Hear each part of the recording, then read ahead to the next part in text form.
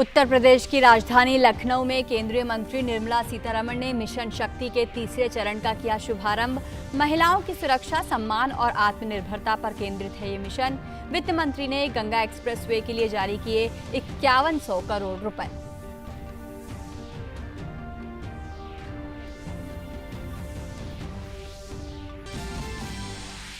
देश में जारी है जन आशीर्वाद यात्रा। केंद्रीय मंत्री भूपेंद्र यादव, अनुराग सिंह ठाकुर और नारायण राणे कर रहे हैं लोगों से संवाद।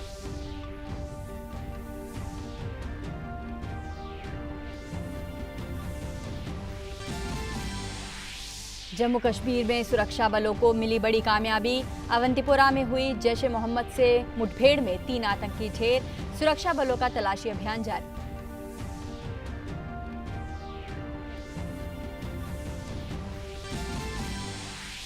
देश में कोरोना के सक्रिय मामलों में आ रही कमी। पिछले 151 दिनों में सक्रिय मामले घटकर हुए सबसे कम। 12 साल से अधिक उम्र के बच्चों के लिए कोविड टीके को मंजूरी। जायडस कैडिला की वैक्सीन जाइकोव डी को मिली आपातकालीन इस्तेमाल की मंजूरी।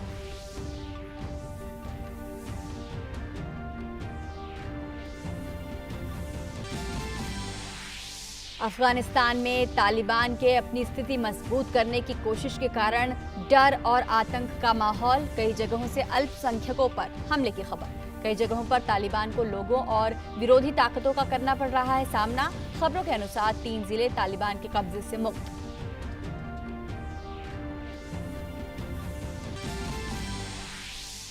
और केरल में पूरे उल्लास के साथ मनाया जा रहा है ओणम का त्योहार। राष्ट्रपति, उपराष्ट्रपति और प्रधानमंत्री ने ओणम पर्व पर देशवासियों को शुभकामनाएं दी।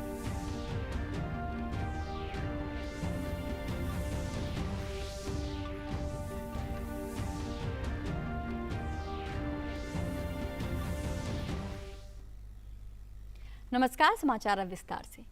केंद्रीय वित्त मंत्री निर्मला सीतारमण ने आज उत्तर प्रदेश में लखनऊ में मिशन शक्ति अभियान के तीसरे चरण का शुभारंभ किया। इस अवसर पर राज्यपाल आनंदीबेन पटेल और मुख्यमंत्री योगी आदित्यनाथ भी मौजूद थे। मिशन शक्ति का उद्देश्य महिलाओं की सुरक्षा, सम्मान और आत्मनिर्भरता को बढ़ावा देना है। इस अवसर पर राज्य भर में विभिन्न कार्यक्रमों का आयोजन किया जा रहा है। उत्तर प्रदेश सरकार महिलाओं के विकास और सशक्तिकरण के लिए विभिन्न योजनाएं चला रही है। इस अवसर पर मुख्यमंत्री कन्या सुमंगला योजना के तहत 1.55 लाख बेटियों के खातों में 30.12 करोड़ रुपए का ऑनलाइन हस्तांतरण भी किया गया।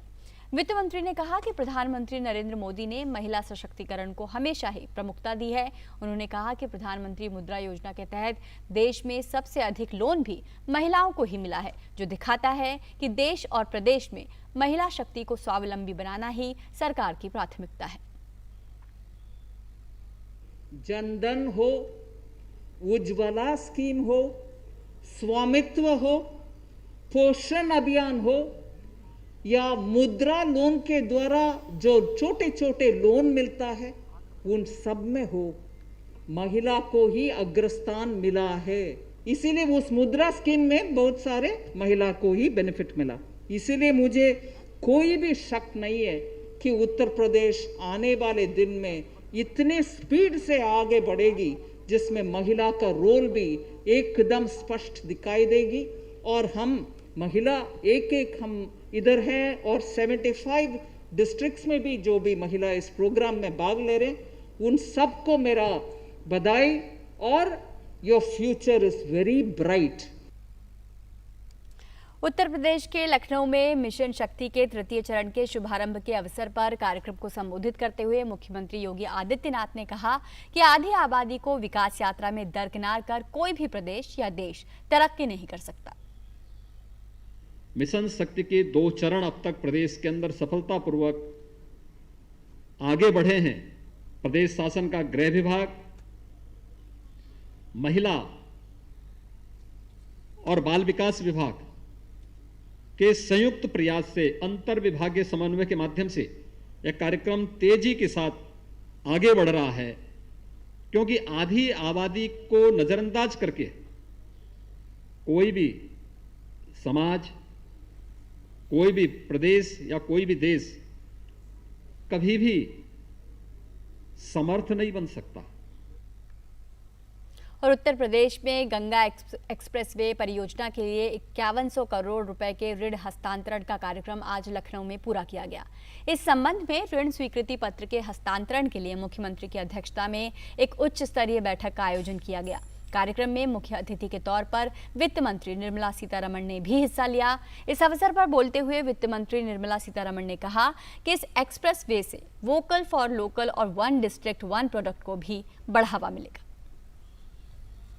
आने वाले दिन में ये एक्सप्रेसवे बनाने के बाद उस एक्सप्रेसवे में इस डेस्टिनेशन से उस तक जाने का सिर्फ विषय नहीं है, दोनों साइड पर बिजनेसेस भी चलेंगे, ये वन डिस्ट्रिक्ट वन प्रोडक्ट का भी और ये नोडल डिफेंस कॉरिडोर का भी, और जहां मैं विदाउट एग्जैजरेशन बोल पाऊंगी पिछले 60 साल में 70 इयर्स में जितना धीरे धीरे दशकों से होने वाले इंफ्रास्ट्रक्चर को पिछले 4-5 साल में ही बनाकर दिखाने के लिए एक साहस उत्तर प्रदेश दिखा रही है। और कार्यक्रम को संबोधित करते हुए राज्य के मुख्यमंत्री योगी आदित्यनाथ ने कहा कि ये गंगा एक्सप्रेसवे राज्य की अवसंरचनाओं की रीढ़ की हड्डी साबित होगा। गंगा एक्सप्रेसवे प्रदेश की इकोनॉमी की बैकबोन बनने जा रही है। अब तक मेरठ या पश्चिमी उत्तर प्रदेश में जाने के लिए हमें लखनऊ आगरा एक्सप्रेसवे, यमुना एक्सप्रेसवे या फिर वाया मुरादाबाद होते हुए वहां पहुंचना पड़ता था। 12 से 15 घंटों का एक लंबा सफर लोगों को तय करना होता था। लेकिन गंगा एक्सप्रेसवे बनने के बाद यह दूरी घटकर के 5 से 6 घंटों में सिमट जाएगी। और भाजपा के राष्ट्रीय अध्यक्ष जेपी नड्डा उत्तराखंड के दौरे पर हैं। इस दौरान वे आज सैनिक सम्मान कार्यक्रम में शामिल हुए। कार्यक्रम में उन्होंने और पूर्व सैनिकों से उन्होंने संवाद किया। कार्यक्रम को संबोधित करते हुए भाजपा अध्यक्ष ने कहा कि प्रधानमंत्री नरेंद्र मोदी के नेतृत्व में हमारे सशस्त्र बलों का हौसला बढ़ा है। देश के सैन्य बजट में अभूतपूर्व बढ़ोतरी हुई है। उन्होंने कहा प्रधानमंत्री मोदी ने सेना, सैनिकों और रक्षा को सर्वोच्च प्राथमिकता दी है।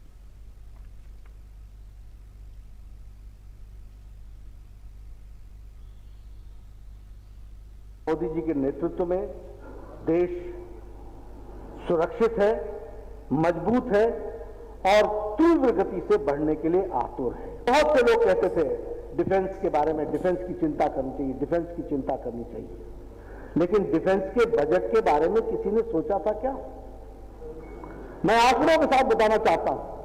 2011-12 में भारत का डिफेंस बजट 1,47,000 करोड़ रुपए था। 1,47,000 करोड़ रुपए। आज 2020-21 में भारत का डिफेंस बजट 4,78,000 करोड़ है। भाजपा अध्यक्ष ने कहा कि पीएम मोदी के नेतृत्व में देश सुरक्षित है, मजबूत है और तीव्र गति से आगे बढ़ने के लिए तत्पर भी। ये सुरक्षा और मजबूती अगर नेतृत्व ने प्रदान की है तो भारत की फौज ने भी साथ खड़े होकर जवाब दिया है। आपको याद है वो सर्जिकल स्ट्राइक, ये नेतृत्व का फर्क होता है। जो कहा वो किया, और दुनिया में ये संदेश कि न किसी से आंख झुका के बात करेंगे, न आंख चढ़ा करके बात करेंगे, आंखों में आंखें मिला करके बात करेंगे, इस बात का संदेश किया। और जन आशीर्वाद यात्रा के तीसरे दिन आज केंद्रीय सूक्ष्म, लघु एवं मध्यम उद्योग मंत्री नारायण राणे ने मुंबई से सटे पालघर जिले का दौरा किया और लोगों से मुलाकात की। इसके साथ ही नारायण राणे ने उद्योग धंधों से जुड़े लोगों से मुलाकात की और उनकी बातों को सुना। उन्होंने कहा कि आज पूरे विश्व में तकनीक पर जोर दिया जा रहा है और उनका मंत्रालय इसके लिए प्रयत्नशील है कि सूक्ष्म, लघु और मध्यम उद्योगों को तकनीक की मदद से किस तरह से रोजगार परक बनाया जा सके। नारायण राणे ने कहा कि लोगों में उद्धव सरकार को लेकर आक्रोश है। वहीं केंद्रीय योजनाओं का जिक्र करते हुए उन्होंने कहा कि मौजूदा केंद्र सरकार हर तबके के लिए काम कर रही है।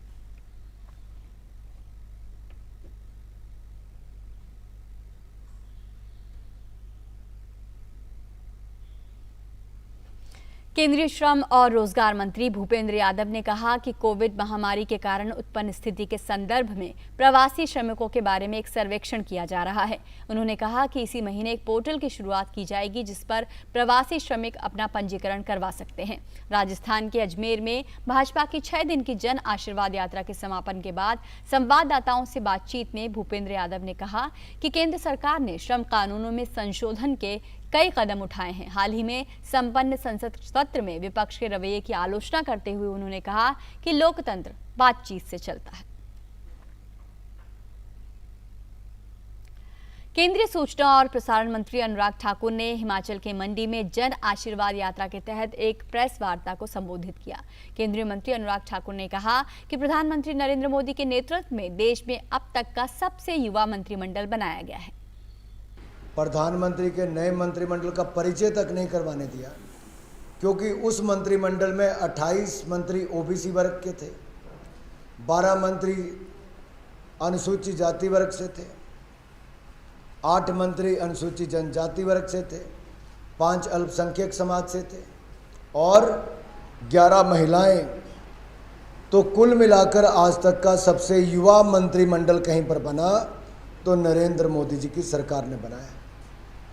शायद यही कांग्रेस को पसंद नहीं आ रहा था कि समाज के सभी वर्गों को कैसे यहाँ पर प्रतिनिधित्व मिला है। प्रेस वार्ता के दौरान अनुराग ठाकुर ने कहा कि केंद्र में प्रधानमंत्री नरेंद्र मोदी और हिमाचल में जयराम ठाकुर की डबल इंजन की सरकार का लाभ हिमाचल में देखने को मिल रहा है। किस तरह से केंद्र में मोदी जी ने और प्रदेश में जयराम जी ने शानदार काम किया है, जिसके चलते जनता का आशीर्वाद पहले से कई गुना ज़्यादा मिल रहा है। डबल इंजन की सरकार, उसका लाभ हिमाचल प्रदेश को देखने को मिला। दोनों सरकारों के माध्यम से हर क्षेत्र में उस स्कीम को एम्प्लीफाई करने का काम किया गया है ताकि जन जन तक उसका लाभ पहुंच सके। केंद्रीय मंत्री ने कहा कि पीएम किसान सम्मान निधि योजना के अंतर्गत अब तक किसानों के खातों में 1.5 लाख करोड़ रुपए डाले जा चुके हैं। एक बड़ा बदलाव सोच में लेकर आए। अभी भी दुनिया के बड़े बड़े देशों को आपदा के समय चेक काट कर लोगों को पैसा भेजते थे। मोदी जी यहाँ से एक बटन दबाते हैं, 9.25 करोड़ किसानों को 2-2 हज़ार की किस्त उनके खाते में पहुंच जाती है। किसानों को 1.5 लाख करोड़ रुपया पीएम किसान सम्मान निधि से हम अब तक दे चुके हैं। एमएसपी खरीद का मूल्य हमने बढ़ा दिया है, एमएसपी खरीद को हमने बढ़ा दिया है। और सरकार ने उद्यमियों और स्टार्टअप के लिए एक फंड बनाया है जिसे उभरते सितारे नाम दिया गया है। लखनऊ में वित्त मंत्री निर्मला सीतारमण ने इसे लॉन्च किया और वे इसे संबोधित कर रही हैं। Difference to many of those small and medium units. Why do I say that? In some of the areas, it's actually very, very, what can I say, interesting that GI, which is the geographical indicator for some highly specialized products which have a uniqueness about them. You would think you'll have one here, one there, somewhere else in some other part of the country. But in Uttar Pradesh you find places like Benares and its immediate surroundings all put together have more than 8 GIs in one location itself. So that is an extraordinary, absolutely extraordinary feature of MSMEs. And one of the feature being of this Ubarte Sitare being that you form clusters and then you also try to identify, which I'm very glad to know from Siddharth, that they've already done the mapping as to which district, which product has what kind of shortcomings. And if a district and if its products are requiring that particular infusion of that little thing, like for instance in Mirzapur, he was telling me, if only there was non-stop flow of gas-based power. Am I right? in Firozabad, that particular activity of the glass work would be far ahead of its time and be able to achieve higher perfection, higher production quality and so on. Now if that is identified, it is only for us to make sure that we bring together people who can provide that. So technology infusion is not just such kind of addition, but also the instruments, which Siddharth obviously gave us 2 examples. Sounds simple, but they've achieved it. They are not simple, but still they've achieved it. And if that kind of an intervention is made by the government, and if there are institutions like EXIM and SIDBI to assist in that process, I would think it will make a big difference for the MSMEs. And why should it make a big difference for the MSME, and how does it matter to the country? MSMEs are people who put their own money and started the business. MSMEs are also people who have been in that sector for some time, some even for generations. And in that local ecosystem, they have that advantage of having been there for some time and knowing how to move forward. So to help with technology to an MSME, you're actually making a big difference to that entire ecosystem, to the set of people who have been working on it for years, for generations, and above all giving newer opportunities for more people to come in to improve and also find jobs, and opportunities can be created as entrepreneurs. Now, in this context, I would like to say that in the last 2 years, if I can specify, and even before that, but particularly in the last 2 years, the central government has actually done so many different other things for the MSMEs that today we can see India giving its due recognition for MSMEs all over the country, because if data is to be believed, India's exports, nearly 35 to 40% is contributed by MSMEs. So they are earning foreign exchange for you. And that itself tells you also the importance of them having the advantage of technology, timely flow of money, so that they can perform better. So what did the central government do in the last few years? The definition of MSME has been very flexibly changed to the advantage of the MSMEs. Credit flows has been repeatedly ensured for MSMEs. The last year of Corona time, export guarantee credit and liquidity scheme, ECGLS as it's been called, has been launched with great sense of urgency, and I know many MSMEs have also benefited out of it.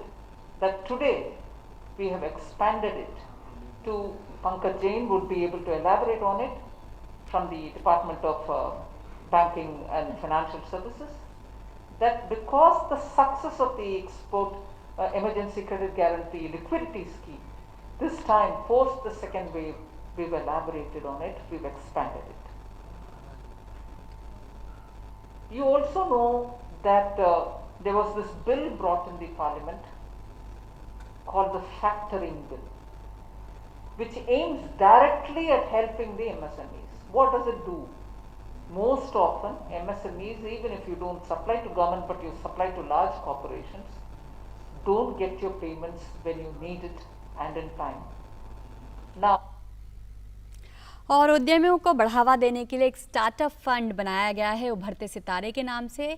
Lucknow में वित्त मंत्री इसी कार्यक्रम को संबोधित कर रही थी। सूक्ष्म, लघु और मध्यम उद्योगों को कैसे मुश्किल वक्त से निकाला जाए, इसके लिए सरकार जरूरी कदम उठा रही है। आगे बढ़ते हैं। आज़ादी के 75 साल पूरे होने के अवसर पर मनाए जा रहे आज़ादी के अमृत महोत्सव के तहत रविंद्र भवन में प्रदर्शनी कथा क्रांतिवीरों की लगाई गई है। एक तस्वीर 1000 शब्दों के बराबर होती है।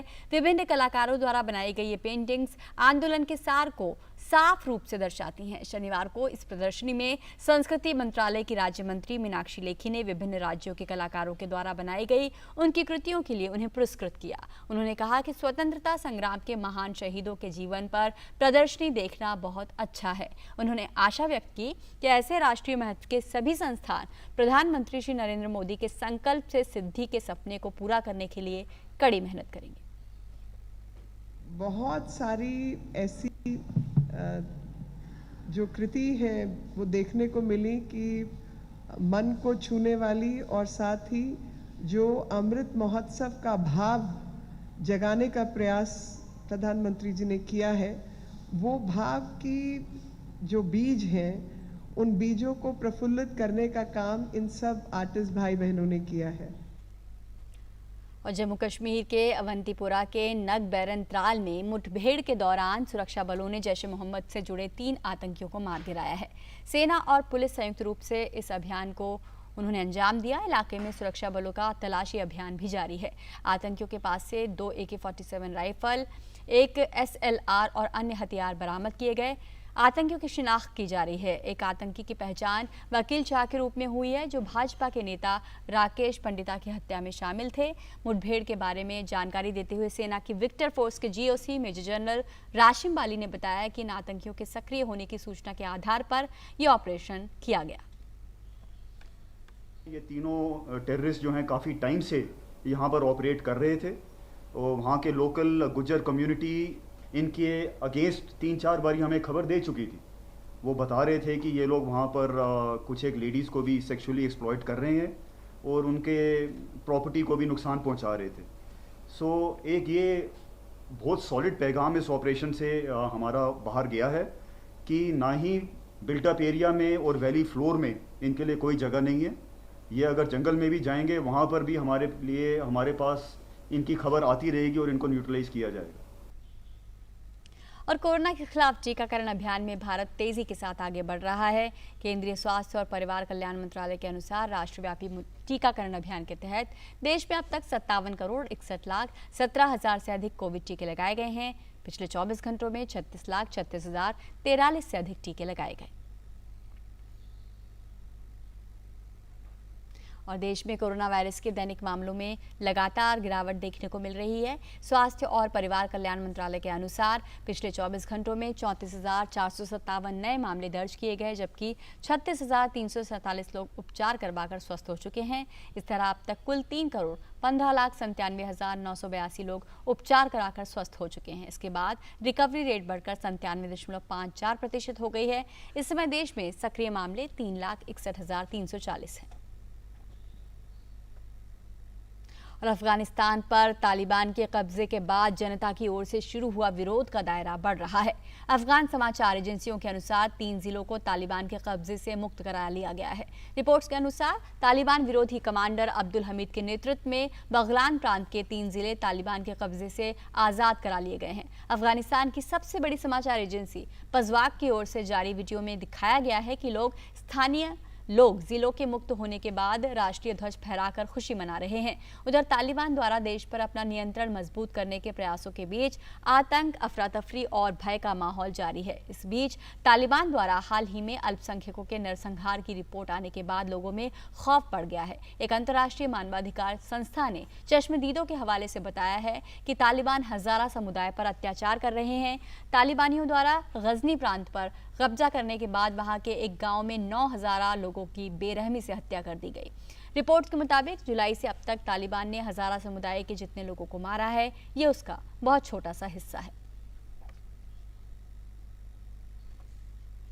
और केरल का बहुचर्चित त्योहार ओणम शुरू हो चुका है। ओणम पारंपरिक कृषि पर आधारित और 10 दिनों तक चलने वाला दक्षिण भारत का विशेष त्योहार है। खास तौर पर केरल में इसे बड़े ही धूमधाम से मनाया जाता है। केरल के लोग साल भर इस पर्व का बेसब्री से इंतजार करते हैं। केरल में मनाया जाने वाला ये पर्व 12 अगस्त से प्रारंभ हो चुका है। इसके बाद 23 अगस्त को ओणम पर्व का समापन होगा। आज ओणम का मुख्य पर्व है। राष्ट्रपति, उपराष्ट्रपति और प्रधानमंत्री ने देशवासियों को ओणम पर्व की शुभकामनाएं दी हैं।